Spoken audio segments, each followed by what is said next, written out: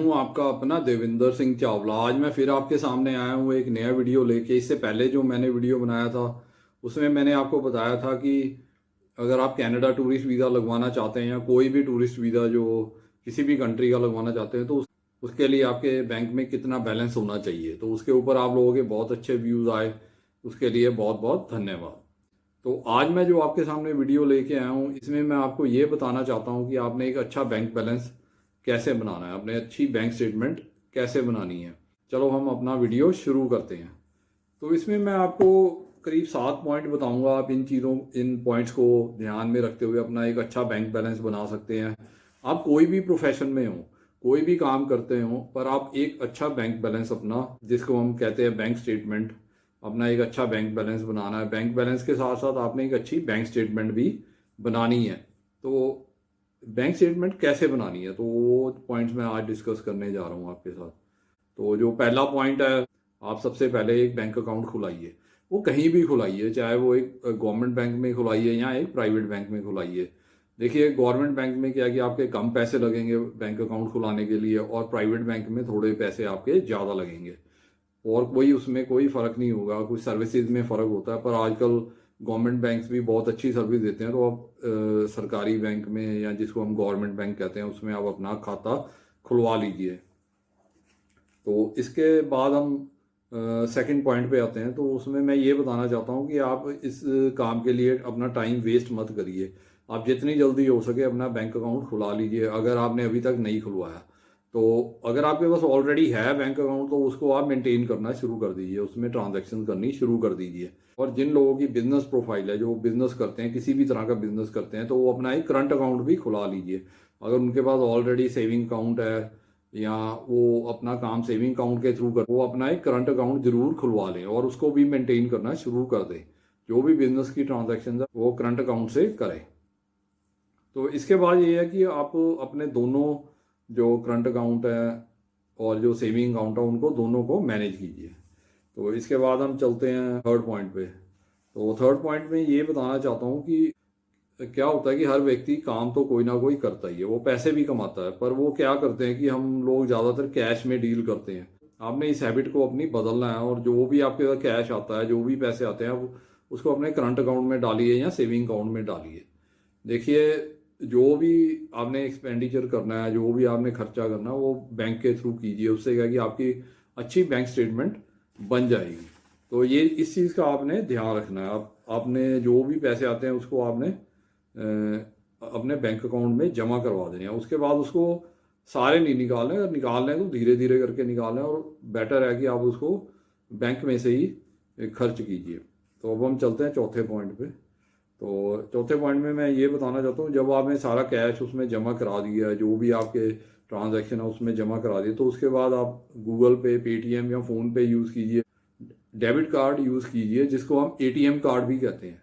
और यहाँ credit card एक इशू करवा लीजिए बैंक से, उससे आप अपनी सारी ट्रांजैक्शन कीजिए। एक छोटे से छोटा खर्चा भी है। देखिए आजकल क्या है कि अगर आप दूध भी खरीदना चाहते हैं, चाय पत्ती भी खरीदना चाहते हैं, इवन किसी के इवन आपने कहीं पे चाय का एक कप भी पिया तो उसकी पेमेंट भी आजकल गूगल पे या पेटीएम या फ़ोन पे से हो जाती है। और आजकल सभी ने इस चीज़ का अरेंजमेंट किया हुआ है। तो आप इसको यूज़ करिए और अपने बैंक अकाउंट में से इस तरह आप अपनी ट्रांजैक्शन दिखाइए। तो उससे क्या है कि आपकी बैंक स्टेटमेंट बहुत अच्छी बन जाएगी। तो कहीं भी आप रेस्टोरेंट में भी जाते हैं, कहीं भी जाते हैं, तो आप इस माध्यम से अपनी पेमेंट कीजिए। तो इसके बाद हम चलते हैं पाँचवें पॉइंट पे। तो पाँचवें पॉइंट में मैं ये बताना चाहता हूँ कि देखिए जो भी आपके बैंक अकाउंट में जो भी आपने पैसे डलवाए हैं या कोई भी ट्रांजैक्शन होती हैं, जो भी आपकी जो इनकमिंग या आउटगोइंग, मतलब जो भी आपके क्रेडिट या डेबिट्स होते हैं वो आपके अकाउंट में होने चाहिए। तो उसके बाद होता है कि उसके बाद क्या होता है कि जब भी आप के पास जो भी कैश आएगा, जो भी पैसा आएगा, उसके बाद क्या है कि आपके खर्चों के बाद कुछ सेविंग हो जाएगी। तो उस सेविंग को आपने सेविंग अकाउंट में ही रखना, उसको निकालना नहीं है, कहीं और नहीं है आपने उसको निकाल के मतलब कहीं और किसी एफडी में डाल देना है या किसी और जगह पे इन्वेस्टमेंट करनी है। देखिए वो चीज़ें आप कर सकते हैं, पर वो एक खास लिमिट के बाद। देखिए जो भी आपके पास पैसे बचेंगे उसको आपने इकट्ठा करना है सेविंग अकाउंट में ही, जब तक कि आपका जो बैंक बैलेंस है वो बहुत अच्छा नहीं हो जाता, जैसे 5, 6, 6.5 लाख रुपए नहीं हो जाता। तो उसके बाद आप जो भी है अपनी सेविंग अपनी इन्वेस्टमेंट्स में डालिए या किसी और एफडी में डालिए या म्यूचुअल फंड में डालिए, तो वो थोड़ा अच्छा भी लगता है। तो उसमें क्या है कि आपकी जो बैंक स्टेटमेंट है वो सॉलिड भी लगती है। तो उससे पहले आप इस तरह का अगर आप कोई भी इन्वेस्टमेंट करते हैं तो वो वीज़ा एप्लीकेशन के पॉइंट ऑफ व्यू से अच्छी नहीं है। वैसे आपके लिए अच्छी है, वो आपको बेनिफिट देगी, पर अगर आपने वीज़ा की फाइल लगानी है तो इस चीज़ का ध्यान रखिए, ऐसी स्कीम कोई मत स्टार्ट कीजिए। और वो स्टार्ट करनी है तो जब आपके पास 6, 6.5 लाख या उससे ज़्यादा पैसे हो जाएंगे, जितने आपको पैसे चाहिए वीज़ा की फाइल लगाने के लिए उससे ज़्यादा जब पैसे हो जाएंगे, तो वो आप उस स्कीम को शुरू करके अपना बेनिफिट ले सकते हैं। इसके बाद हम चलते हैं 6th पॉइंट पे। तो 6वें पॉइंट में ये है कि जिन लोगों की बिजनेस प्रोफाइल है, जो कोई ना कोई बिजनेस करते हैं, तो उनको क्या है कि अपना बिजनेस रजिस्टर करवा के उसके बाद अपना एक करंट अकाउंट खोलिए बिजनेस के नाम से। तो उसमें क्या है कि जो भी बिजनेस की ट्रांजैक्शन आपने उसी में करनी है, करंट अकाउंट में। उसमें भी आप पेटीएम यूज़ करिए, गूगल पे यूज़ करिए, डेबिट कार्ड यूज़ करिए, फ़ोन पे यूज़ करिए, और क्रेडिट कार्ड उसमें भी आप यूज़ कर सकते हैं। उससे भी आप पेमेंट्स कर सकते हैं क्रेडिट कार्ड की। क्या कि आजकल जो है ना बिजनेस के लिए भी क्रेडिट कार्ड इशू हो जाते हैं, उसको बिजनेस क्रेडिट कार्ड कहते हैं, तो आप उसकी पेमेंट करंट अकाउंट से कर सकते हैं। तो जो भी बिजनेस से रिलेटेड आपका जो एक्सपेंडिचर है वो करंट अकाउंट से कर सकते हैं। तो करंट अकाउंट से क्या है कि आप कुछ अमाउंट हर महीने अपने सेविंग्स अकाउंट में ट्रांसफ़र कीजिए, ताकि वो एक प्रॉफिट है जो बिजनेस से निकाल के आप अपने सेविंग अकाउंट में डालिए, जिसमें आप अपने पर्सनल खर्चे कर सकते हैं। घर के खर्चे, जैसे बच्चों के खर्चे हो गए, आपके हस्बैंड वाइफ के खर्चे हो गए, जो पर्सनल खर्चे जैसे ग्रॉसरी लेनी है, सब्जी लेनी है, दूध, ब्रेड, जो भी बच्चों की किताबें लेनी है, जो भी फीस पे करनी है, वह उससे कर सकते हैं।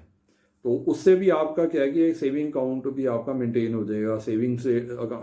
सेविंग बैंक अकाउंट की आपकी स्टेटमेंट बन जाएगी। एक जो है करंट अकाउंट की स्टेटमेंट तो आपकी बन ही रही है। तो इससे क्या है कि आपकी जो फाइनेंशियल स्टेबिलिटी दिखाई देगी और आपके जो फाइनेंसिस है वो स्ट्रांग दिखाई देंगे। तो इस चीज़ का आप ध्यान कीजिए और इस तरह आप अपने बिजनेस को मैनेज कीजिए, अपने बिजनेस के फाइनेंसिस को इस तरह से आप शो कीजिए। तो इससे क्या है कि आपकी जो फाइल है वो स्ट्रांग हो जाएगी, तो आपके जो है वीज़ा लगने के चांसेस 100% बढ़ जाते हैं। तो इस चीज़ का आप बहुत ध्यान रखिए, आप अपने बैंक स्टेटमेंट के ऊपर बहुत कंसंट्रेट कीजिए और जेन्युइनली उसको बनाइए। ऐसे मत सोचिए कि बैंक स्टेटमेंट एक ऐसी चीज़ है जिसकी कोई वैल्यू नहीं है, इसकी बहुत वैल्यू है। वीज़ा फाइल में सबसे ज़्यादा जो वैल्यू है वो आपके बैंक स्टेटमेंट की है। बैंक स्टेटमेंट को आपकी बैंकिंग हिस्ट्री कहा जाता है, आपकी प्रोफाइल की बैंक जो हिस्ट्री है, आपकी प्रोफाइल को रिफ्लेक्ट करती है आपकी बैंक स्टेटमेंट। तो इस चीज़ को आप ध्यान रखिए, इसके ऊपर आप पूरा वर्क कीजिए, 100% इस पर कंसंट्रेट कीजिए। तो इसके बाद हम चलते हैं 7th पॉइंट पे। तो 7वें पॉइंट में मैं ये बताना चाहता हूँ आपको कि जो भी आपने ट्रांजैक्शंस की है बैंक अकाउंट में, जितना भी आपके पास उसमें कैश आया है, जो भी पेमेंट्स आई हैं, जो आपने पेमेंट्स की है, तो वो आपके आईटीआर के साथ मैच होनी चाहिए। आईटीआर मतलब इनकम टैक्स रिटर्न जो आप फाइल करते हैं उसके साथ मैच होनी चाहिए। अगर आप जॉब करते हैं तो आपकी जो पेमेंट्स हैं, आपकी जो डिपॉजिट्स हैं, आपके जो भी खर्चे हैं वो आपके सैलरी के साथ मैच होने चाहिए। ये नहीं कि आपकी सैलरी कम है, आपके खर्चे ज़्यादा हैं, आप दिखा रहे हैं अकाउंट में, तो उस पर वीज़ा ऑफिसर को शक होगा कि ये पैसे कहाँ से आ रहे हैं। तो आप जो भी काम करते हैं उसी प्रोफाइल के अकॉर्डिंगली आपके खर्चे होने चाहिए, और जैसे आप इनकम टैक्स रिटर्न जो भी फाइल करते हैं उसी के मैचिंग आपके जो अमाउंट है आपके सेविंग अकाउंट या अपने करंट अकाउंट में होना चाहिए। तो इन सब चीज़ों का आप तालमेल बिठा के अपनी जो है बैंक स्टेटमेंट बनाइए और उसके बाद आप फाइल अप्लाई कीजिए वीज़ा के लिए। तो जब आप अपने बैंक स्टेटमेंट में पूरी तरह वर्क करेंगे, 100% उसको चेक करेंगे और बिल्कुल ईमानदारी से उसके ऊपर वर्क करेंगे और उसके बाद अपनी आप वीज़ा फाइल लगाएंगे, आपका वीज़ा 100% ग्रांट होगा। तो ये था मेरा आज का वीडियो। इसमें मैं आपको अच्छी बैंक स्टेटमेंट बनाने के सभी पॉइंट्स मैंने आपको बताए हैं, पर मैंने पूरे पॉइंट्स इसमें कवर करने की कोशिश की है। उम्मीद करता हूँ कि आपको ये मेरी वीडियो अच्छी लगी होगी और आपको जो चीज़ें आपको नहीं पता तो उसके बारे में भी पता लगा होगा, और इससे आप सीख के अपनी अच्छी एक बैंक स्टेटमेंट बना पाएंगे। तो उसके बाद आपको वीज़ा भी 100% ग्रांट होगा।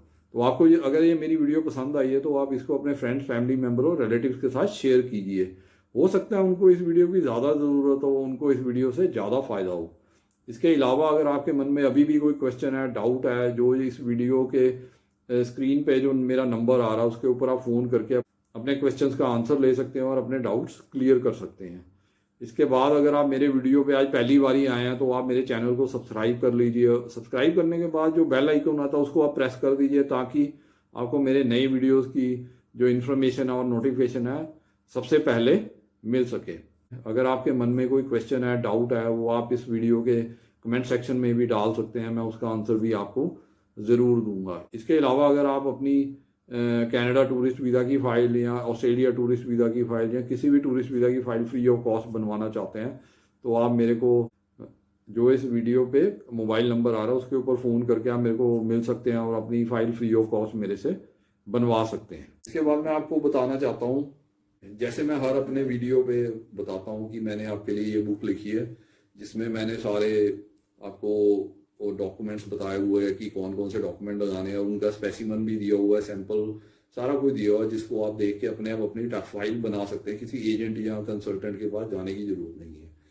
इस बुक की कीमत है सिर्फ 450 रुपये, 450 रुपीज़ ओनली, जो आप मुझे पेटीएम या बैंक ट्रांसफ़र से या गूगल पे से भी भेज सकते हैं। और जैसे ही आपकी पेमेंट मुझे मिलेगी तो मैं आपको ये जो बुक है आपको आपके एड्रेस पे कोरियर या रजिस्टर्ड पार्सल के थ्रू भेज दूंगा।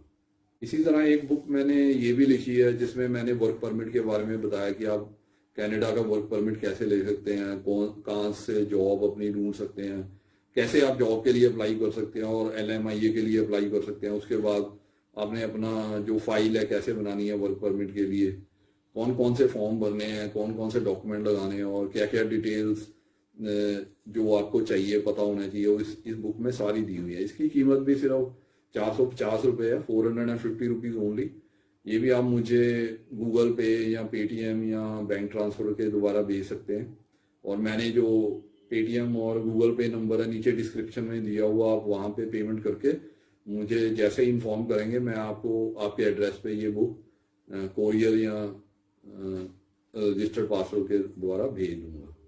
इसके अलावा जो मैं हर वीडियो में ऑफर देता हूँ आप लोगों के लिए, आपके बेनिफिट के लिए, कि अगर आप कनाडा के टूरिस्ट वीज़ा की फ़ाइल फ्री ऑफ कॉस्ट बनवाना चाहते हैं तो आप मेरे को कॉन्टैक्ट कर सकते हैं मेरे मोबाइल नंबर पे जो नीचे डिस्क्रिप्शन में दिया हुआ है। तो उसके ऊपर आप मेरे से कॉन्टैक्ट करके अपॉइंटमेंट फिक्स करके मेरे ऑफिस आ सकते हैं और अपनी फ़ाइल जो कनाडा टूरिस्ट वीज़ा के लिए बिल्कुल फ्री ऑफ कॉस्ट बनवा सकते हैं। तो ये था मेरा आज का वीडियो। Okay, bye.